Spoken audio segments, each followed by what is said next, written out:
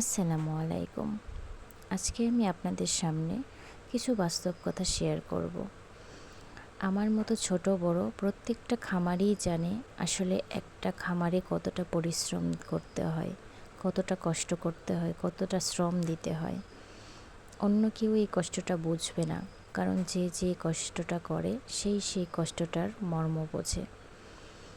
যাই হোক, যখন একটা জিনিস ছোট্ট থেকে আমরা বড় করি, হাঁস বলেন, মুরগি বলেন, পাখি বলেন, গরু বলেন, ছাগল বলেন, ওইটার পেছনে যে কতটা আসলে শ্রম থাকে বা কতটা কষ্ট থাকে আর কত টাকা খরচ হয় সেটা একমাত্র আমরাই জানি, অন্য কেউ এটা বুঝবে না।